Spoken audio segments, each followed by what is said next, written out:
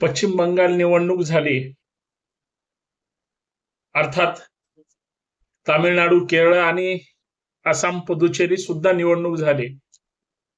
पण भारतीय जनता पार्टीनं जे यश मिळवलं, माननीय नरेंद्र मोदी साहेबांनी, अमित शहा साहेबांनी जो काही टेंबा फिरवला, विरोधक सगळे सुपडासाप झाले असं म्हणलं तरी वावगं ठरणार नाही.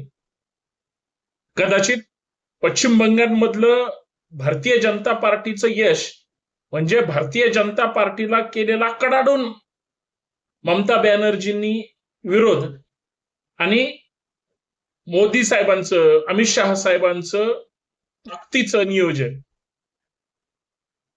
दोनच राज्य भारतीय जनता पार्टीनं जिंकली, एक आसाम आणि पश्चिम बंगाल निर्विवाद. आसाममध्ये युती करून लढतायत, पण पश्चिम बंगालमध्ये मात्र निर्विवाद वर्चस्व मिळवलं. काँग्रेस सुद्धा त्याच ताकदीनं 2 नंबरचा पक्ष म्हणून त्या ठिकाणी गणला गेलेला आहे. कारण केरळ जरी राज्य भारतीय जनता पार्टीला तिथं काही करता आलं नाही, 2-3 जागेवर भारतीय जनता पार्टीला समाधान मानावं लागलं, पण काँग्रेसने मात्र 100 पार करून परत एकदा हातातून गेलेला केरळला वापस घेतला. पण तामिळनाडूमध्ये मात्र काँग्रेसशिवाय सत्ता येऊ शकत नाही अशी एकंदरीत स्वच्छ परिस्थिती आहे. 5च आमदार तामिळनाडूमध्ये काँग्रेसचे आले, पण 5 काँग्रेसचे आमदार सुद्धा विजय थलपतींना तामिळनाडूमध्ये सत्ता त्या ठिकाणी बहुमत सिद्ध करण्यासाठी, सत्तेमध्ये बसण्यासाठी 5 आणि 5 असे 2 जणांकडून त्यांना मदत घ्यावी लागेल. 10 आमदारांची गरज आहे. 108 यांच्याकडे आहेत. 118चं बहुमत तामिळनाडू विधानसभेमध्ये अपेक्षित आहे आणि तिथं ते काँग्रेसशिवाय दुसऱ्याची मदत, कारण त्या आयडिओलॉजीच्या माणसाचीच ते मदत घेतील. काँग्रेसने सुद्धा स्टॅलिनला त्या ठिकाणी एकत्र मिळून त्यांनी निवडणूक लढवली, परंतु स्टॅलिन स्वतः पडले आणि पक्ष पण गारद झाला, म्हणून काँग्रेसने तिथं स्वतंत्र निर्णय घेतला. पुदुचेरीमध्ये सुद्धा युती करून भारतीय जनता पार्टी सत्तेत येईल. पण 2 गोष्टी मला भारतीय जनता पार्टीच्या नेत्यांच्या भावल्या. त्यांनी 2 राज्य जिंकले, हे सुद्धा निर्विवाद सत्य आहे. पण या सगळ्या गोंधळामध्ये 2 गोष्टीमुळं, म्हणजे काय म्हणू आपण त्याला, भारतीय जनता पार्टीला क्रेडिट दिलं गेलं पाहिजे, जे की मी कधीच दिलं नसतं. परंतु या गोष्टी ते म्हणजे त्यासाठी पात्र आहेत असं म्हणलं तरी वावगं ठरणार नाही. आणि मला हे या ठिकाणी ठामपणे, सगळ्यात महत्वाचं म्हणजे भारतीय जनता पार्टीच्या सर्वोच्च नेते आणि देशाचे गृहमंत्री अमित शहा साहेब 16 दिवस ठाण मांडून त्या ठिकाणी बसलेले होते. नरेंद्र मोदींचा येणारा थेट आदेश, आणि त्यांनी 3 जणांच्या खांद्यावर बंदूक ठेवली होती. म्हणजे शक्यतो हे 2 मुख्य नेते आहेत, परंतु त्यांनी इतर 3 आणि त्या 3घांनी इतर बाकीचे असं मिळून ज्या पद्धतीचं सिंडिकेट केलं होतं ते लाजवाब होतं, काबिले तारीफ होतं. आणि ममता बॅनर्जीच्या किंवा त्यांच्या तृणमूल काँग्रेसच्या म्हणजे ठिकऱ्या उडाल्या गेल्या आणि चारी मुंड्या चित करून टाकलं, हे नाकारता येणार नाही. आता त्यांनी काय केलं या सगळ्या ह्याच्यामध्ये,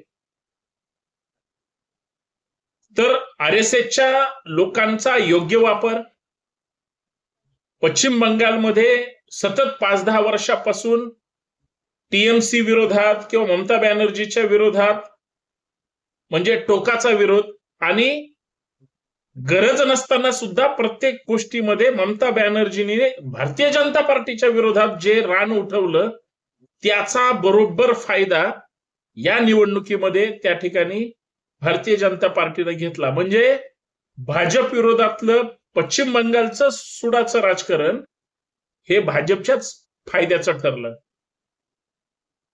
ही एक जमेची बाजू आहे. आणि दुसरी, पश्चिम बंगालमधले ममता बॅनर्जीचे जेवढे नेते आहेत ते भारतीय जनता पार्टी फोडण्यात यशस्वी झाली.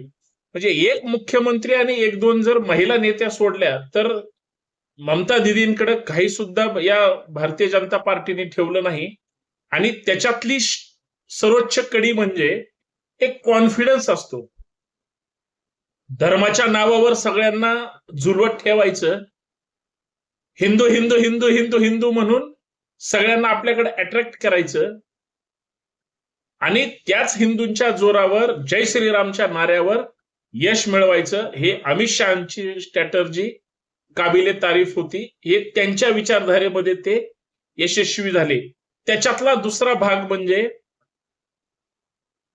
अमित शहा साहेबांनी 16 दिवस तिथं काढले हा चमत्कार आहे. पण जेवढा विरोध भारतीय जनता पार्टीला पश्चिम बंगालने म्हणजे ममता बॅनर्जीने केला होता आणि टोकाच्या विरोधामध्ये RSS आणि भारतीय जनता पार्टी एक नंबरची टार्गेटवर होती TMCच्या, ती सगळी चक्र त्या सगळ्यांचा बदला, त्या सुडाचा बदला 16 दिवसामध्ये अमित शहाने घेतला. ही सगळ्यात मोठी जमेची बाजू. आणि हा झाला एक मुद्दा. एवढा सगळा आहे पण हा एक मुद्दा आहे. आणि दुसरा महत्वाचा मुद्दा, पश्चिम बंगाल जिंकल्यानंतर त्या यशाने हुरळून कुणीच गेलं नाही. तुम्ही मोदी साहेबांचा चेहरा बघा, 10 रुपयाच्या झरबुरीमध्ये त्याने अख्ख्या राज्याचं इलेक्शन फिरवलं, हे त्यांचं कौशल्य. पण या सगळ्या गोंधळामध्ये यश पश्चिम बंगाल जिंकलं. जेवढा भारतीय जनता पार्टीला आनंद आसाम जिंकून झाला नाही किंवा तामिळनाडू हरून जेवढं दुःख झालं नाही, केरळ हरून जेवढं दुःख झालं नाही, त्याच्यापेक्षा कैक पट आनंद हा पश्चिम बंगाल जिंकल्यामुळे झाला. पण त्यांनी चेहऱ्यावर विजय दाखवला नाही.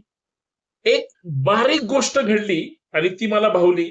सगळ्यात महत्वाची ही दुसरी गोष्ट म्हणजे भारतीय जनता पार्टीच्या कार्यालयावर विजय उत्सवाचा जयघोष सुरू होता आणि प्रधानमंत्री आले. त्यांचं वेलकम त्यांच्या पक्षाच्या राष्ट्रीय अध्यक्षांनी केलं, जे की 42-43 वर्षाचे राष्ट्रीय अध्यक्ष आहेत भारतीय जनता पार्टीचे. आणि स्वागताला ज्या वेळेस प्रधानमंत्र्यांनी आपल्या पक्षाच्या कार्यालयात आगमन झालंय, जरी ते आपल्याच पक्षाचे प्रधानमंत्री असले तरी प्रोटोकॉल, शिस्त किंवा एक रिस्पेक्ट म्हणून पक्षाच्या अध्यक्षांनी त्यांचं स्वागत करणं अपेक्षित आहे. नरेंद्र मोदींचा एक म्हणजे लोकांना जिंकण्याचा एक गुण म्हणजे काय, तर जो राष्ट्रीय अध्यक्ष आपल्याला हार घालायला आलेला आहे तोच हार प्रधानमंत्र्यांनी, जे प्रधानमंत्री कुठं फिरायला गेले, कुठं मंदिराकडे गेले किंवा कुठे गेले, 100 कॅमेऱ्याच्या समोर असतात. माझाच फक्त फोटो निघाला पाहिजे, मीच मीच मीच, ही ज्यांची नीती आहे. आणि त्यांची पूर्ण इच्छा, जी काही इच्छा आहे ती पूर्ण करण्याची जबाबदारी अमित शहा साहेबांची आहे. आणि ही त्यांची एक म्युच्युअल अंडरस्टँडिंग मधली एक रुबाबदार बहारदार मैत्री आहे. पूर्ण देश जाणतोय, मी माझ्या शब्दात सांगतोय. आणि त्या मैत्रीला प्रमाण मानून सुद्धा सगळं क्रेडिट ते मोदीजींना देतात. पण ज्यावेळेस मोदीजींना राष्ट्रीय अध्यक्ष हार घालतायत भारतीय जनता पार्टीचे, तो हार मोदीजी हातात घेतायत आणि परत आपल्या राष्ट्रीय अध्यक्षाला घालतायत, म्हणजे हा किती मनाचा मोठेपणा आहे, हा मला भावलेला मुद्दा आहे. बाकी ते कसे, त्यांचं राजकारण कसलंय, सत्तेचा कसा वापर करतात, हे मुद्दे चालत राहतील.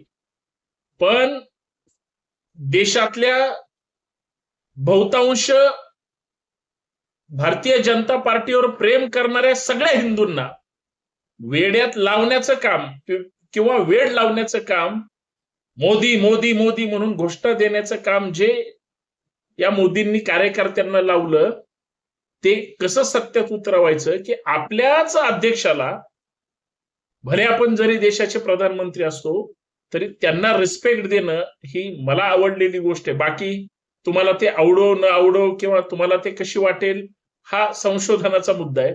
कदाचित बरेच टीका पण माझ्या या व्हिडिओवर होतील, परंतु कोणत्याही नेतृत्वाकडून काही गुण जे चांगले घ्यायचे असतात आणि इतरांनी आपल्या कार्यकर्त्यांसोबत आणि कार्यकर्त्यांनी आपल्या नेत्यासोबत किती प्रामाणिक राहायचं असतं त्याचं एक म्हणजे मूर्तिमंत उदाहरण हा इन्सिडन्स आहे. आणि भारतीय जनता पार्टीनं या 5 राज्यातल्या निवडणुकांमधून जे काही 2-2.5 राज्य जिंकली त्याच्यामध्ये त्यांनी किती प्लॅनिंगनं हे सगळं केलं आणि विरोधकांची धुळदाण उडवली. हे त्यांच्या प्लॅनिंगचा महत्वाचा भाग आहे. ज्यांच्याकडे आतापर्यंत सत्ता होती ते कधीच मार्केटिंग आणि टिकू शकले नाहीत आणि यांच्याकडे काम कमी आणि मार्केटिंग जास्त. त्यांनी कसं सगळ्यांना बरोबर सगळ्या वेगळ्या वेगळ्या मुद्द्यातून आपलेस लोकांना केलं हे सुद्धा विसरता येणार नाही. एवढंच मला या माध्यमातून सांगायचं होतं. मी जे बोलतोय ते खरं आहे की खोटं आहे माझं हे स्पष्ट आणि रोखठोक मत आहे. तुमचं काय आहे ते नक्की सांगा. धन्यवाद. संतोष शिंदे ऑफिशियल हे युट्यूब चॅनल सबस्क्राईब करायला विसरू नका. व्हिडिओ जास्तीत जास्त शेअर करा. त्यात महत्वाचं बेल आयकॉन प्रेस करा. नोटिफिकेशन ऑल ठेवा. जय शिवराय.